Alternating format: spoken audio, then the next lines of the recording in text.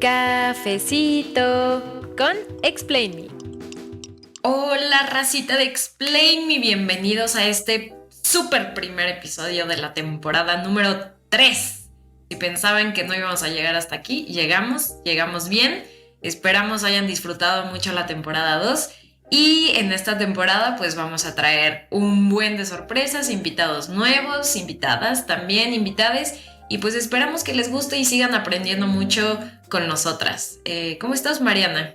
¿Qué onda? Yo muy bien, ya feliz de regresar a la tercera temporada, y queremos recordarles que pues el cafecito, por si no conocían este tipo de formato, nos sentamos a platicar como de forma muy relax y muy abierta de temas que tengan pues un gran interés científico. Así es. Entonces, pues acomódense, tráiganse lo que quieran tomar, comer, lo que sea, y prepárense para este nuevo episodio de Cafecito con Explain Me. ¿Con quién vamos a platicar hoy, mi querida Mariana? Nuestro invitado de hoy es César Espino de la Fuente Muñoz. Estudió biología en la Universidad Autónoma del Estado de Hidalgo y luego su maestría y su doctorado lo hizo en el Instituto de Ciencias Biológicas. La maestría y doctorado fue en Ciencias Biológicas en el Instituto de Investigaciones Biomédicas de la UNAM. Y pues se enfocó principalmente en la dinámica mitocondrial de la enfermedad del Alzheimer, que ahorita les vamos a decir un poquito qué es esto. Y pues además con su proyecto del doctorado obtuvo ahí algunos premios. Obtuvo el tercer lugar en la categoría de investigación básica del premio Canifarma en 2021. Y pues ya saben que los científicos pues sí investigan y todo, pero pues también tienen una vida fuera de la academia de la ciencia. Y pues a César particularmente le gusta mucho el heavy metal. Le gusta también hacer mucho y participar en cosas de comunicación de la ciencia. He aquí su participación en Explain Me. Y además, que ahí estoy totalmente contigo, César, es fan del Señor de los Anillos. Entonces, bienvenidísimo. Bienvenido, César. No, pues muchas gracias, Mariana, muchas gracias, Paloma.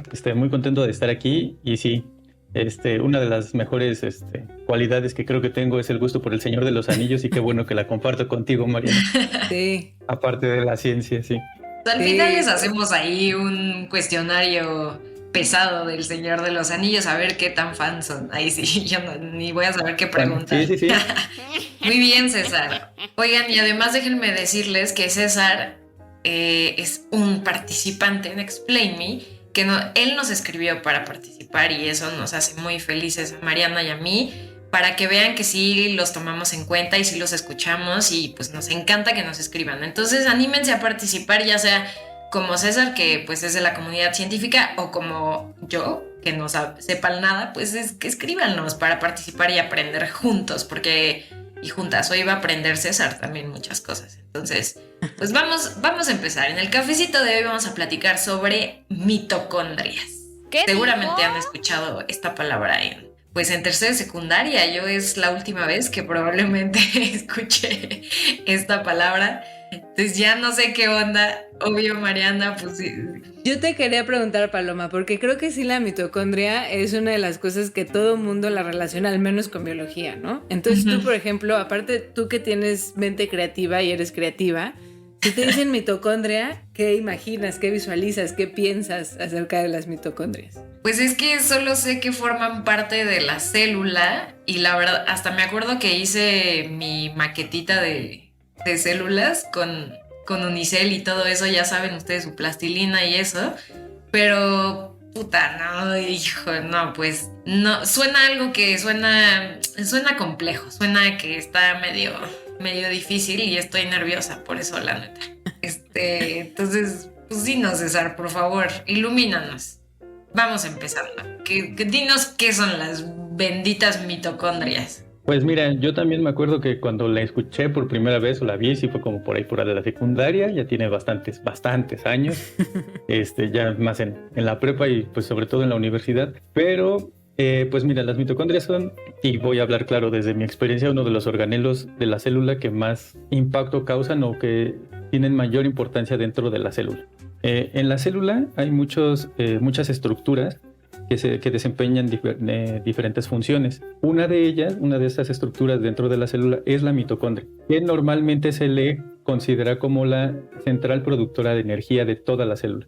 Es decir, uno cuando consume alimentos, todos los nutrientes van a estar repartiéndose a las diferentes células del cuerpo y todas las células, o la mayoría de las células de nuestro cuerpo tienen mitocondrias. Una vez que se van descomponiendo estos nutrientes, los productos de esta descomposición van a entrar a la mitocondria y con base en ellos la mitocondria va a producir energía para todas las células. Es decir, es eso, es la principal fuente de energía de nuestro cuerpo, de la mayoría de las células que tenemos. Y digo de la mayoría porque hay células que no tienen mitocondrias. Por ejemplo, los eritrocitos, que son las células rojas de la sangre, los glóbulos rojos, estas no tienen mitocondrias, ¿no? Entonces, durante su desarrollo, estas células rojas van eliminando sus mitocondrias. Pero a grandes rasgos es esto lo que son las mitocondrias. Oye, y por ejemplo, bueno, sí, imaginémonos a las mitocondrias como pues sí se las imaginaban en estas típicas maquetas que yo creo que muchos hicimos. Y pues sí, son unos organelos, es un compartimento de la célula que tiene una cierta función. Pero entonces en las células del cuerpo humano, diferentes células pueden tener más o menos mitocondrias o mitocondrias que desempeñen como de cierta forma funciones diferentes. Por ejemplo, no sé, los músculos, ¿no? Pues se me ocurre que son células que necesitan un montón de energía.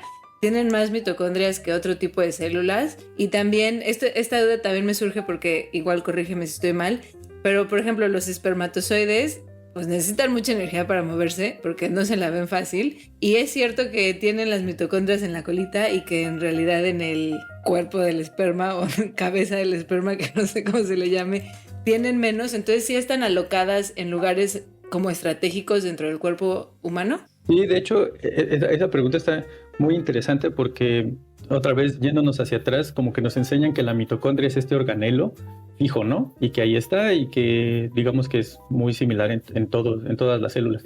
Y no, digamos que estructuralmente la mitocondria sí es igual en todos lados, ¿no?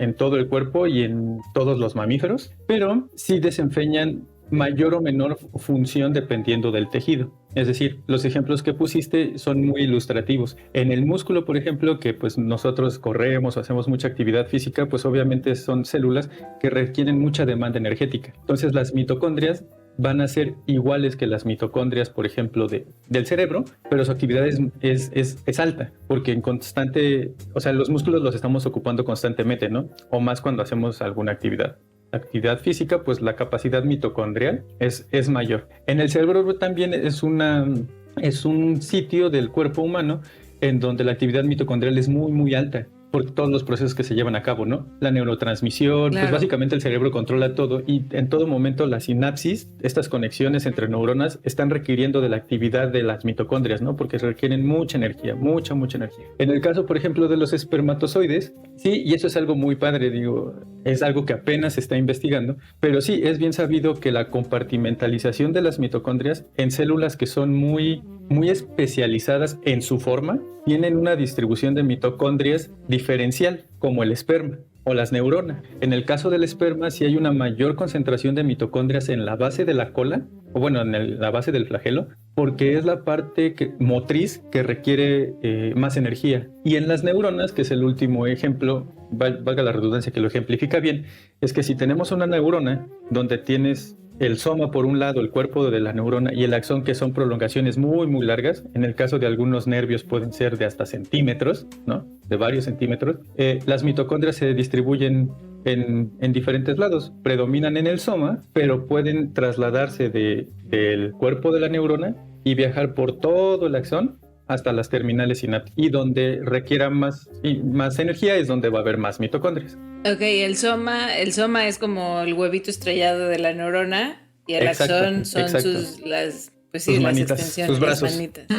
Oye, y también, o sea, pues suena que tienen bastante chamba las mitocondrias, ¿no? Y entonces, ¿qué pasa con las mitocondrias dentro de la célula? O sea, están las mitocondrias ahí chambeando, depende mucho la vida de la célula de ellas, ¿no? Entonces, ¿la célula muere cuando las mitocondrias dejan de funcionar o las mitocondrias se pueden renovar dentro de la célula? O, por ejemplo, producir más mitocondrias cuando tienes más demanda, producir menos cuando tienes menos, o solamente su actividad cambia, o se pueden dividir y renovar dentro de la célula, o las que tienes son las que hay y cuando la mitocondria deja de funcionar, muere la célula. Pues mira, pasa todo lo que acabas de decir. Y eso es algo que está muy padre porque son mecanismos que están muy regulados y ante diferentes contextos fisiológicos esto va a ir cambiando, esto se va a ir modulando. Por ejemplo, uno de los mecanismos de muerte de las células es lo que pues muchos conocemos como apoptosis, ¿no? Ya saben, y lo que se conoce como la apoptosis es la muerte celular, la muerte programada celular. Y una de las vías que participa en la muerte celular, es decir, para que cuando una célula ya no sirva, por decirlo de la manera más simple, una de las señales que activa que la célula empiece a morir es la mitocondria. Justo existen señales que van a hacer que la mitocondria libere de ella unas proteínas que se llaman citocromo C. Cuando la mitocondria libera el citocromo C, es la señal definitiva para que la célula empiece a morir. Por otro lado, también las mitocondrias sí guardan este control de calidad en el sentido de que se están produciendo más o menos. Existe un fenómeno,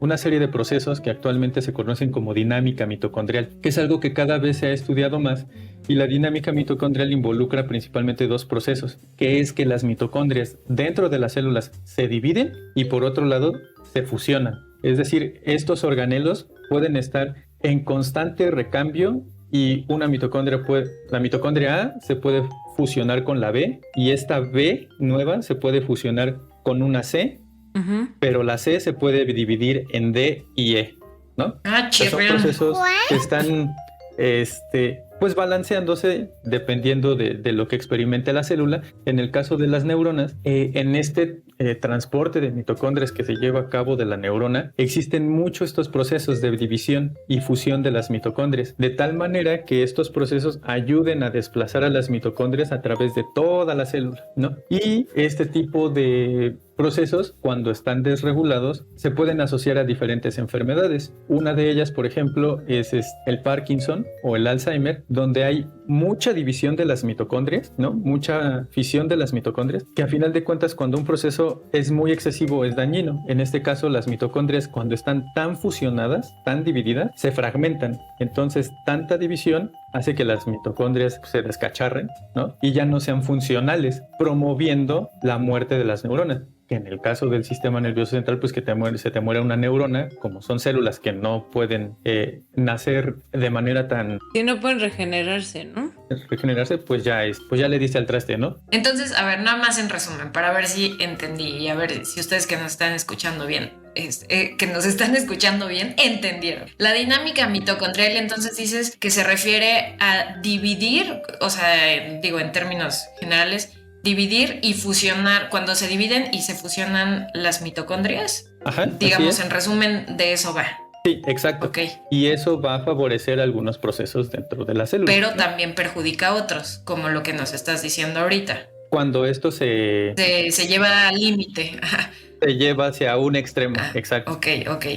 Y nada más no me quedó muy claro, no sé si lo dijiste anteriormente, pero una célula puede tener más de una mitocondria entonces. Sí, de hecho, las mitocondrias son muchísimas. Ok. O sea, puede haber miles dentro de una célula. Ok. O sea, son miles. En el cuerpo son millones de millones de millones. Ok. Entonces, sí, son esas muchas forman, digamos, se juntan así, bueno, o están conectadas, digamos. Pueden. Exacto, pueden estar conectadas. Y de hecho es algo dentro de los términos que van cambiando dentro de la ciencia, es un término que se trata de modificar, dado que estas conexiones entre mitocondrias son tan dinámicas y que estas mitocondrias se juntan y se dividen, no es que sea una sola, ¿no? Entonces se trata de ahora referirnos a estas mitocondrias como una red mitocondrial, no solo como la mitocondria o las mitocondrias, sino la red mitocondrial, porque justo están entrelazadas todas. Una mitocondria dentro de una misma célula puede dedicarse a hacer una cosa y otra a hacer otra cosa totalmente distinta. O todas hacen lo mismo. O sea, exacto, sí. O sea, la función de la mitocondria es conservada con todas. Es producción de energía, participar en lo de la muerte celular y otros procesos. Ok. Ya, perdón, ahora sí, Mariana. No, que ahorita el ejemplo que estaba poniendo de la dinámica mitocondrial, digo, aunque no necesariamente así, pero me lo imaginé como las colonias de hormigas, ¿no? O sea, para que la colonia funcione necesitas un montón de obreras que, no sé, son las que llevan la comida, y pues solamente estudiar a una obrera, pues no te daría mucho sentido, ¿no? Igual si estudias la conducta de todas las obreras, puedes ver igual cómo es que logran llevar alimento a la colonia o algo así, me imaginé. Sí, de hecho la analogía está súper padre porque es como funciona, es como si una célula fuera el hormiguero y todas las mitocondrias están así caminando por todos lados, Exacto. pero cumpliendo su función, ¿no? Entonces tú puedes ver así la línea de mitocondrias como si fueran hormigas y por otro lado otras, ¿no? Etcétera. Sí, bueno, y es- hay otras hormigas que hacen otras funciones, ¿no? Que vendrán siendo otros orgánulos de la célula, pero pues sí, como lo que tú decías, yo no sabía que las mitocondrias podían fusionarse. Está muy loco. Sí, está muy padre y de hecho son temas que por lo menos a mí no me los enseñaron cuando estaba en la licenciatura. No, en a la mí prepa pues tampoco. mucho menos, ¿no? Pero sí, cuando iba en la licenciatura, yo no vi a este tipo de procesos. Es algo que aunque ya llevan casi 15 años estudiándose, no es algo que todavía veas en las academias, ¿no? Bueno, en la formación de licenciaturas como biología o medicina. Pero sí es interesante. Y hay otros procesos que no es propiamente la dinámica mitocondrial, pero que si eso no se sabía, la cuestión de que pueden viajar por todo el cuerpo, pues menos, ¿no? Entonces sí es interesante. Oye, César, nada más rápido. Es que quería ver si César nos podría enumerar, o sea, porque creo que mencionaste ahorita como por separado diferentes funciones de la mitocondria, de la red mitocondrial. Pero no sé si haya como funciones principales que nos puedas decir así como tan, así, ¿no? Función 1, pues ya nos dijiste la principal, pues es producir energía, ¿no? 2, no sé, ¿hay alguna ahí que se nos haya ido? Sí, mira, la principal, como dices, es la producción de energía. Otros procesos puede ser la muerte celular, como ya les comenté hace ratito. También es muy importante porque la mitocondria regula las concentraciones de calcio dentro de la célula. O sea, si hubiera mucho calcio, la célula no podría con esas concentraciones de calcio y pues moriría, ¿no? Entonces, otra de las funciones es que como que se come el calcio, ¿no? Como que está regulando estas concentraciones excesivas de calcio para que la célula esté pues contenta, ¿no? Solo con lo que necesita. Otra cosa es que también participa en procesos de los que se denominan señalización celular. Dentro de la señalización están pues muchas vías, ¿no? Pero se relaciona con vías de supervivencia. Entonces, mientras tú tengas mitocondrias funcionales, estén bien, vas a tener una célula que pues va a estar en condiciones favorables, ¿no? Ok. O sea, entonces una célula que no tiene mitocondria ya valió gorro. Ay, sí. Bueno, no valió gorro, pero pues, es como un superpoder tener mitocondria. Pues sí y no, porque pues una célula que debería de tener mitocondrias, si las pierde, pues en teoría se moriría. Pero están las células, por ejemplo, los que le decía, los glóbulos rojos, que pierden sus mitocondrias, ¿no? Para hacer más eficiente el transporte de oxígeno. Porque si no, la mitocondria se comería ese oxígeno. Ah, ya. Entonces, lo que haces es eliminar la mitocondria para que el glóbulo rojo esté lleno de oxígeno y te llegue a todos lados. Ok. Ya, y ahora sí ya estoy entrando en calor. Ya lo estoy entendiendo. Y lo otro que también es muy interesante es que se creía que todos los animales tenían mitocondrias. Y pues no es cierto. Por lo menos ya han encontrado que dos animales son animales, o sea, son animales como tal. ¿Reales? Ajá. Pero han perdido sus mitocondrias. ¿Y qué animales son estos? Son dos parásitos. Uno, si no mal recuerdo, es un parásito de unas medusas y el otro de algún molusco. No recuerdo bien el hospedero, pero son parásitos de una sola célula, pero que han perdido las mitocondrias. Justo por su capacidad parasitaria, pues se están aprovechando tan eficientemente de su huésped que no necesitan la mitocondria y llevan a cabo la obtención de energía por otros procesos, ¿no? Pero mitocondrias no tienen. Entonces ya sabes que siempre en la biología siempre está la regla, ¿no? Y va a haber su pequeña excepción, y por lo menos sabemos ahora de dos excepciones de animales que no tienen mitocondrias. Bien, la verdad ya le estoy entendiendo, o sea, cuando hablamos de cosas tan pequeñitas y que no veo y así se me hace una locura como escuchar todo lo que hacen. Entonces me cuesta trabajo imaginármelo, pero ahí después a ver si César nos rola unos videitos que nos enseñó que están loquísimos, súper padres, para que vean ustedes, o sea, yo de entrada dije, no sabía que esto se podía grabar, o sea, nos enseñó unas cosas loquísimas, pero no, voy bien. Entonces ahora sigue. ¿Qué sigue? ¿Qué sigue? Pues yo lo que le quería preguntar a César, pues sí parece un organelo muy especial, ¿no? Y antes de pasar como a la carnita más jugosa del episodio, pues quería preguntarle a César si nos puede contar un poco de cómo se originan las mitocondrias, pues que parece ser un órgano tan importante, un organelo tan importante y tan especializado, pues ¿cuál es su historia? ¿De dónde vienen? Sí, mira, pues todo está muy padre.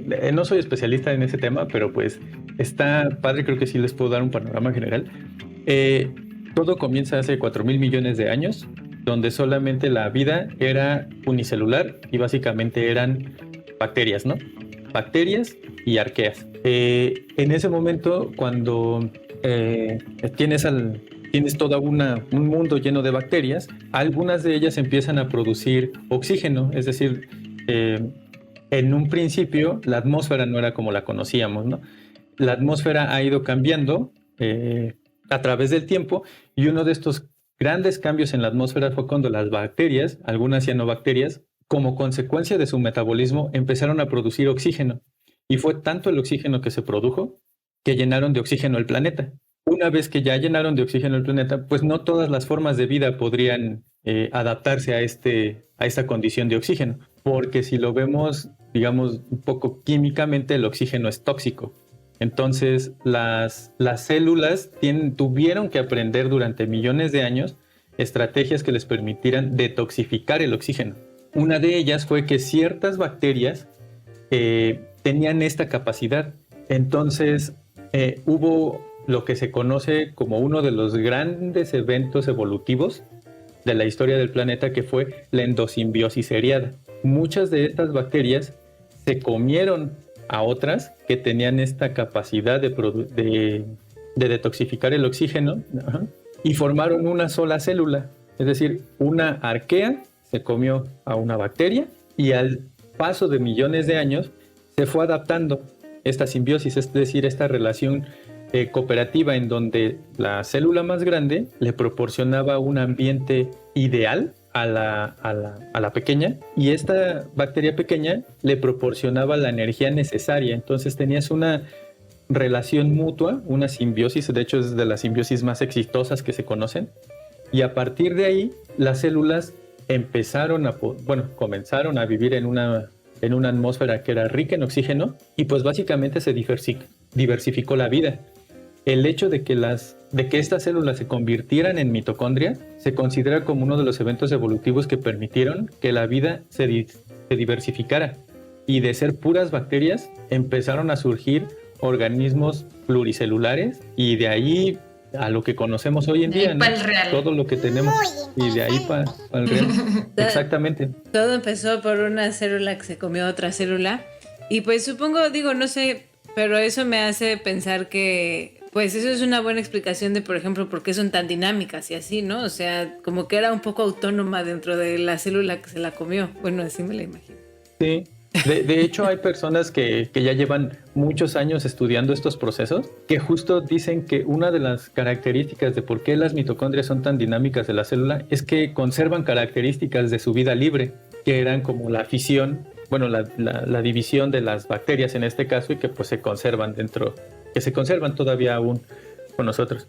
Y pues esta teoría de la endosimbiosis tuvo mucho auge. De hecho, hay historias muy peculiares de esta teoría, descubierta por Lynn Margulis, una científica, yo creo que una de las biólogas más reconocidas en el área, y que al principio le rechazaron su paper, ¿no? Ya sabes, de estos, la academia en su momento, y todavía, ¿no? Dominada por hombres, que no eres mujer, tu paper no vale, ¿no?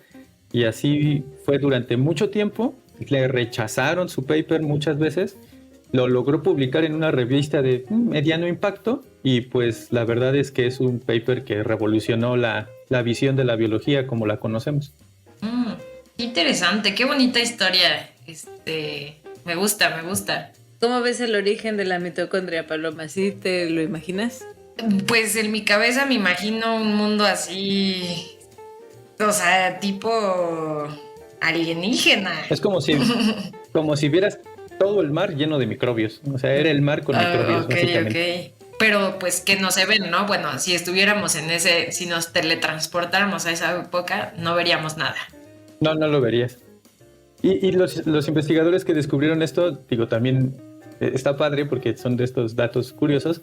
A la bacteria que se le conoce como el ancestro de que haya comido, o sea, esta célula que dio origen a la mitocondria, como es tan vieja, le pusieron el nombre de Asgard. Entonces, sí, y hay otros datos. Hay nombres científicos que se basan en la obra de Tolkien, por cierto, pero ese también es. Sí, ahí luego hacemos un cafecito de eso, de nombres científicos de Tolkien. Sí. El señor de la ciencia. Y te invitamos, querido César. Oye, pero a ver, cuéntanos, porque ya no nos queda tanto tiempo, como dice Mariana, la carnita de este episodio, que bueno, no, o sea, yo creo que ha habido mucha carnita, pero ahora sí, como lo bueno, lo jugosito, nos ibas a platicar de algo que se llama transferencia mitocondrial, y eso nos va a llevar a otra cosa que pues ya se va a poner más interesante, que tiene que ver también con lo que has hecho en tu investigación. Entonces, a ver, cuéntanos. Sí, pues mira, dentro de estos aspectos de la mitocondria que no se sabían y que se empiezan a vislumbrar, como es la dinámica mitocondrial, que ya sabemos que es como toda esta dinámica de las mitocondrias, ahora se sabe que las mitocondrias incluso son aún más dinámicas, ¿no? Algo que se ha descubierto en los últimos 5 o 6 años, principalmente en células de pulmón y de corazón, es que las mitocondrias pueden transportarse, pero de célula a célula. Es decir, organelos que están en una célula pueden saltar de una célula a otra, ya sea del mismo tipo de célula o diferentes tipos. Un ejemplo particular es en el caso del corazón, donde las células del corazón, que se llaman cardiomiocitos, pueden liberar sus mitocondrias para dárselos a los macrófagos y que los macrófagos, que son parte del sistema inmune, las eliminen. Entonces, este tipo de investigaciones llevaron pues, a explorar qué es lo que ocurría en otros tejidos, y hubo investigadores que se dieron cuenta que en el sistema nervioso central, es decir, en el cerebro, también ocurre. Y es muy, muy interesante, y es donde yo he pasado los últimos años como parte de mi posgrado en ver cómo esto sucede. Lo que se sabe a grandes rasgos es que las mitocondrias que ya no sirven, las mitocondrias de una neurona que ya no sirven, pueden aglomerarse en unas bolsitas que las mitocondrias las van a eliminar, y otras células del sistema nervioso que se llaman astrocitos, que son como, bueno, que desempeñan funciones del sistema inmune, las agarran y las eliminan. Pero por otro lado, estos astrocitos pueden donarle mitocondrias que son buenas a las neuronas que están dañadas, y esto hace que la neurona se recupere, o por lo menos pues que se mantenga en un estado que no sea perjudicial pues para todo el sistema nervioso. Entonces son mecanismos que están apenas se empiezan a estudiar, no se sabe bien cómo ocurre este proceso, solamente se han visto que pasan entre células.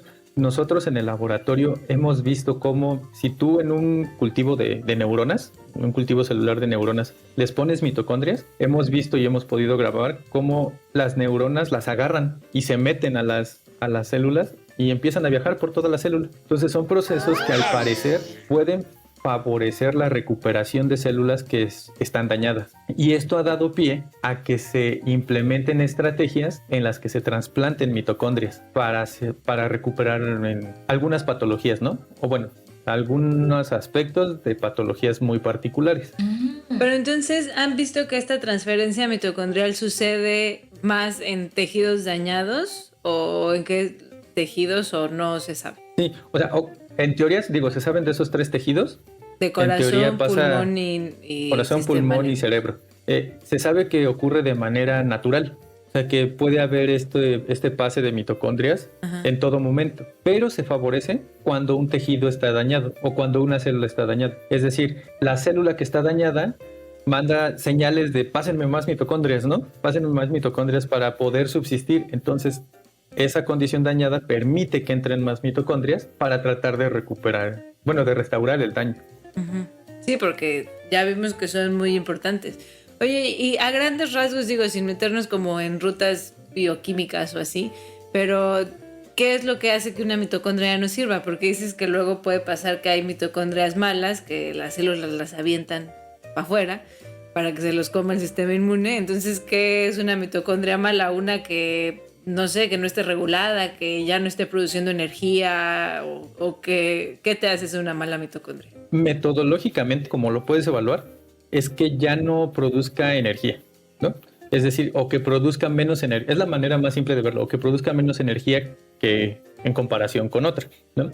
Entonces, eso es como un perfil, se llama bioenergético, en el que tú puedes ver que ya es menos funcional, o que puedes determinar que eso pues ya va en declive, ¿no? Y una de las cosas que altera esta función justo es el envejecimiento, por ejemplo. Dentro del envejecimiento natural de los animales, en este caso de los humanos, se conocen algunos denominados pilares del envejecimiento, y la mitocondria es uno de estos pilares del envejecimiento, que mediante una persona va envejeciendo, las mitocondrias se van alterando y empiezan a ser menos funcionales, ¿no? Entonces, una de estas cosas que está determinando es qué tan vieja es la mitocondria, qué tan vieja es el individuo, ¿no? Que su función va decayendo. Porque aparte, o sea, en el sistema nervioso, como tú decías que las células, las neuronas no se regeneraban, pues supongo que tienen que hacer trucos para mantenerse fuertes y vigentes, ¿no? Y que pues probablemente ese trasplante de mitocondrias eso les ayude, porque pues no es como una célula de la piel que te quemas y se te caen.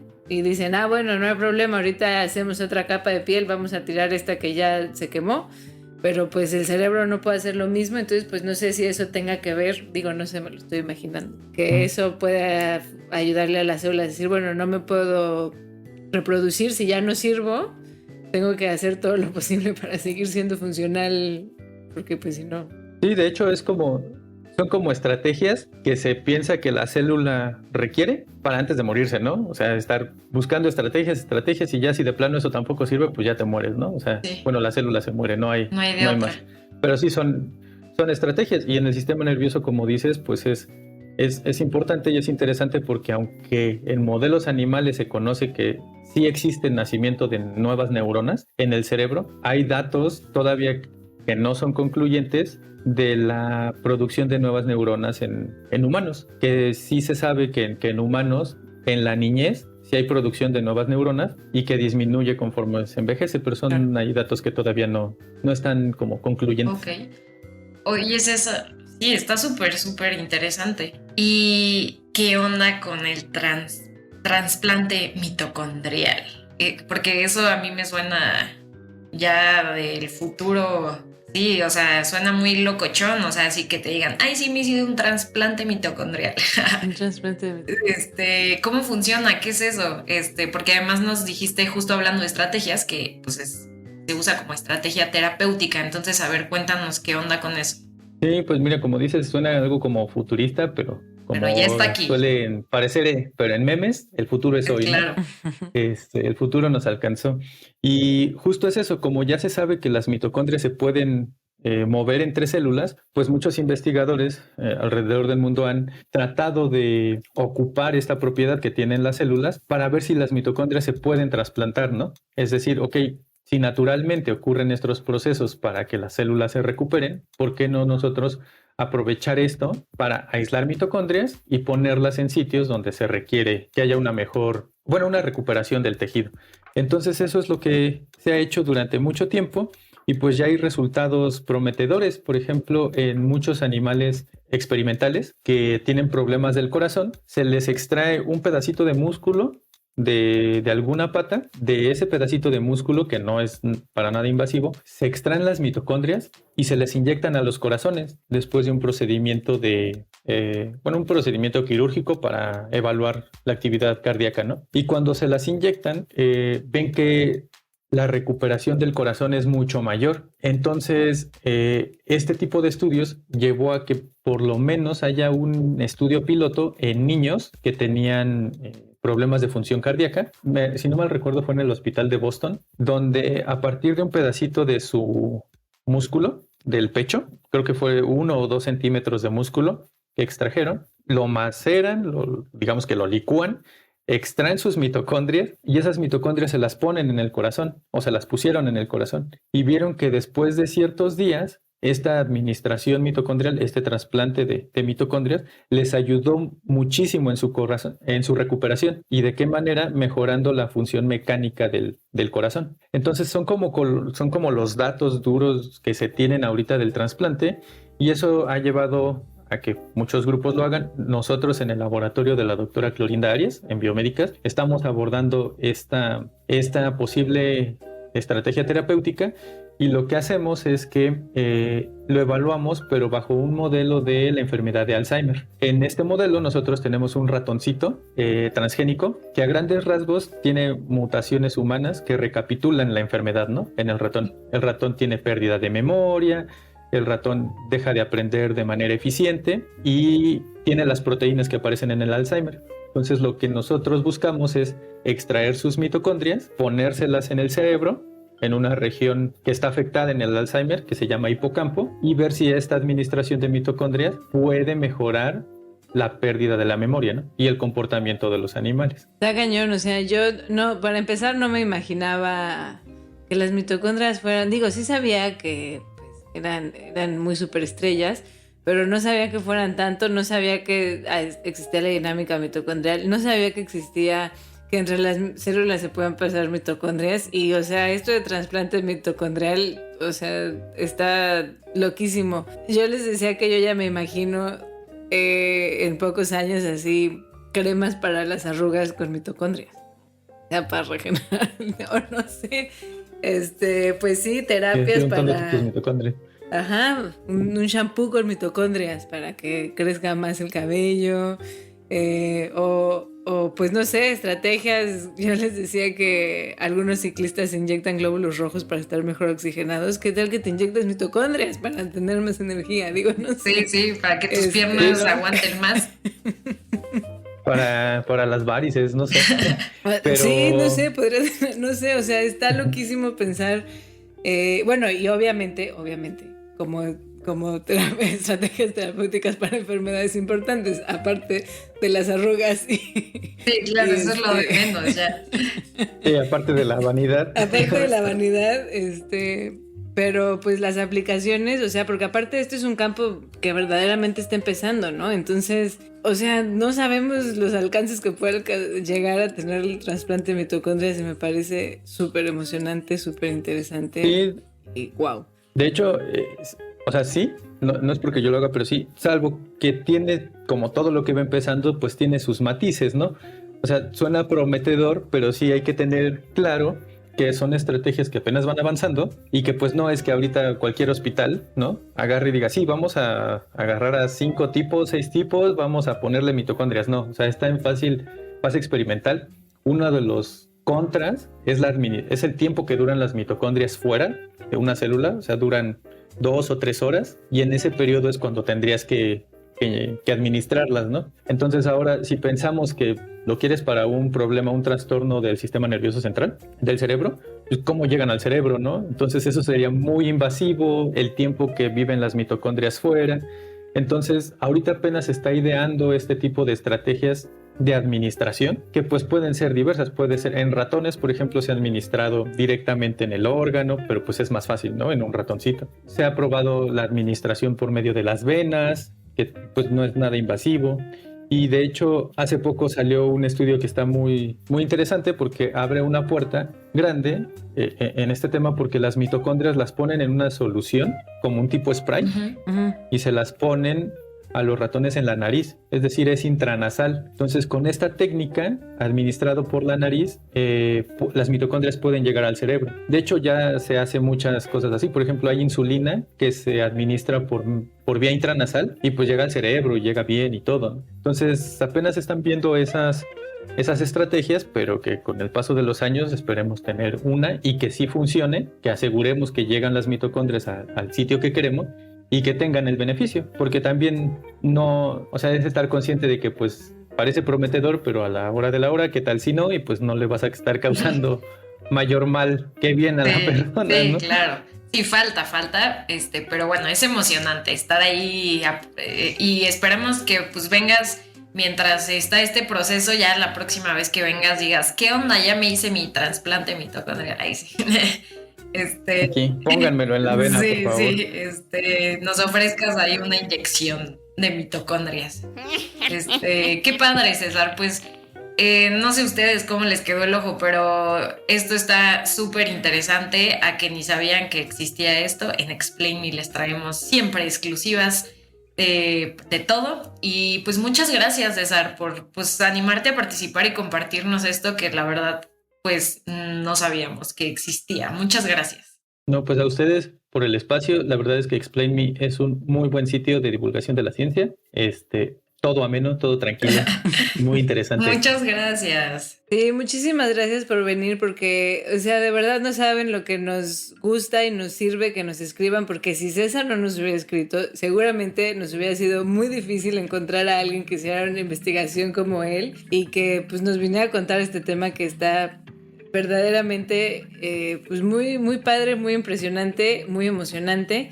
Entonces anímense, sigan el ejemplo de César y escríbanos y vengan a contarnos cosas muy, muy padres como el trasplante de mitocondrias y la transferencia mitocondrial, para cambiar paradigmas de lo que creíamos que eran las mitocondrias, pues son mucho más de lo que creíamos, pueden hacer muchas cosas y pues eso está muy padre. Sí, exacto. Y pues bueno, ya llegamos al final de este episodio. Ojalá se hayan quedado hasta el final, lo hayan disfrutado, hayan aprendido mucho, poquito, lo que sea, es bueno. Y acuérdense que pueden encontrar este primer episodio de la tercera temporada y todos nuestros episodios pasados en sus plataformas favoritas digitales, Spotify, Google Podcast, YouTube. Estamos en varios lugares, hasta en iHeartRadio. Entonces, anímense. Y pues no se les olvide pues darnos ahí likecitos, seguirnos en Instagram y en Twitter. Ahí andamos como explain.me y explain-me. Y pues participen y suscríbanse con nosotros. Y pues ya, nos vamos en el siguiente cafecito con Explain Me, mi querida Mariana. Y recuerden Nos vemos. ¿Cuál es nuestro? Di algo, Mariana, por el amor de Dios. Pues que nos vemos. Y que juntos somos gente de ciencia. Este podcast fue producido y editado por Estudios La Lavadora. Recuerda seguirnos en Instagram @explain.me y en Twitter @explain-me.